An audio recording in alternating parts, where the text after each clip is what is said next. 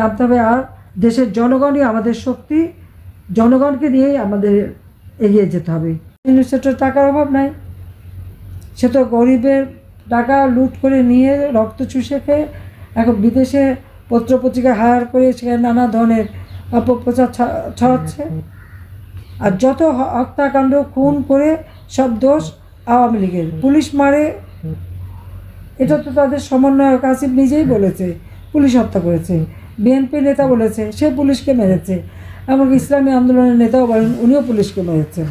কিন্তু মামলাগুলি সব আওয়ামী লীগের বিরুদ্ধে, সব মামলা আওয়ামী লীগের বিরুদ্ধে, আওয়ামী লীগের কেউ বাদ নাই।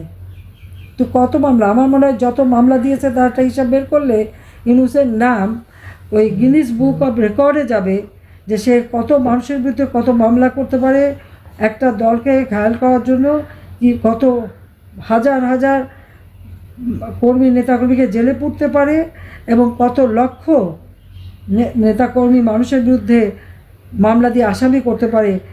এই রেকর্ড সে কিন্তু ভঙ্গ করবে এবং গিনিস বুক অফ রেকর্ডে নিশ্চয়ই তার নাম চলে আসবে। আর যদি মানুষ হত্যা, জেল জুলুম, অত্যাচার, নির্যাতন, দুর্নীতি এবং গরিবের রক্ত চুষে খাওয়া, এই ব্যাপারেও যদি তার রেকর্ড দেখা হয় তাহলে সে আর একটা নোবেল প্রাইজ পেতে পারে। তবে সেই নোবেল প্রাইজের নামটা দিতে হবে অশান্তির নোবেল প্রাইজ, কারণ অশান্তির সৃষ্টিতে ইউনূস চ্যাম্পিয়ন সারা বিশ্বে, এবং বিশ্ব নেতারা কিন্তু তা জানে, এটা বোঝে যে সে দেশ চালাতে ব্যর্থ, দেশ চালাবার মতো তার ক্ষমতা নেই। সেই জন্য এখন সে অনেক টাকা পয়সা খরচ করে একজনকে নিয়ে আসেন আর তাদেরকে দিয়ে অন্যের কাছে ধর্ণা দেওয়ায় যে ইউনূসকে সমর্থন দিতে হবে। এখানে অনেক হাই কমিশনার আছে, অ্যাম্বাসাডার, তাদেরকে দিয়েও রিকোয়েস্ট করে ইউনূসকে সমর্থন দিতে হবে। কেন? ইউনূসকে নাকি মাথায় করে এনে ক্ষমতায় বসিয়েছে। সে তো সেখানে বললেও সে সূক্ষ্ম পরিকল্পনা করে শেখ হাসিনাকে ক্ষমতার থেকে হটিয়ে দিয়ে নিজে ক্ষমতা এসেছে। বিল ক্লিন্টনের ফাউন্ডেশনে বললো এটা সম্পূর্ণটাই তার সেই সূক্ষ্ম পরিকল্পনা, অর্থাৎ মেটিকুলাস ডিজাইন করা পরিকল্পনা। কোনো নেতা নাই, ছাত্র জনতা কিছু নেই। আবার সুইজারল্যান্ডে ডাভোসে ওয়ার্ল্ড ইকোনমিক ফোরামে যে বলে যে আমি কিছুই জানতাম না, উনি নাকি কিছুই জানতো না, ওনাকে নাকি সবাই ধরে এনে ক্ষমতায় বসিয়েছে। তো যারা ধরে এনে ক্ষমতায় বসিয়েছে তার দেশের যে সর্বনাশটা করেছে এটা কি তারা একবার চিন্তা করতে পারে? দারিদ্রের হার যেটা আমি 18% কমিয়েছিলাম, নিশ্চয় এটা এখন 19-20-এ চলে আসছে। আমি 26.88 বিলিয়ন রিজার্ভ রেখে এসেছিলাম। ইনফ্লেশন আমার 9%-এর মধ্যে ধরা ছিল, সেখানে 11%, 14% পর্যন্ত ইনফ্লেশন তুলেছে, দারিদ্রের হার বাড়িয়ে দিয়েছে। তো কোন উপকারটা করলো দেশের মানুষের? আজকে চাল, ডাল, তেল, লবণ প্রত্যেকটা জিনিসের দাম বেড়েছে। আমাদের শীতকালে এই সময় তো সাধারণত জিনিসের দাম বাড়ার কথা না, কিন্তু তারপরেও সব জিনিসের দাম বেড়েছে। আবার বলে জিনিসের দাম নাকি কমিয়ে দিয়েছে। কমানোটা কি? প্রত্যেকটা মিডিয়া, রেডিও, টেলিভিশন, পত্রিকা, সব জায়গায় ইউনূসের এজেন্ট বসা, এবং তাদেরকে থ্রেট করা হয়, এবং সেখানে মালিকানাও কেড়ে নেওয়া হয়েছে।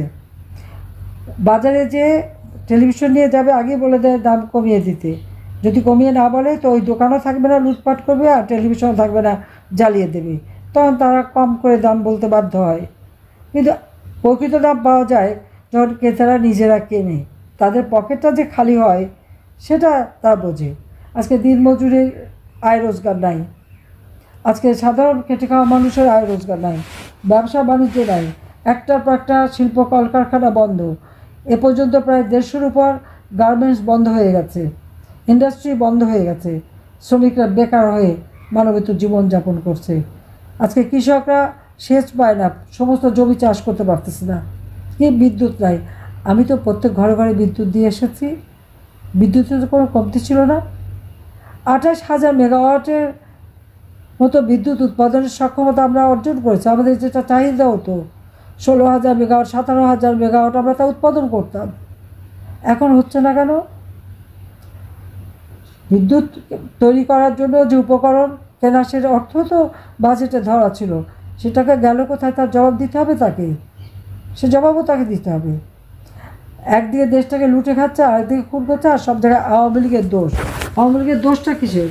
আওয়ামী লীগের আমলে এই দেশের মানুষ দারিদ্র্যমুক্ত হয়েছে।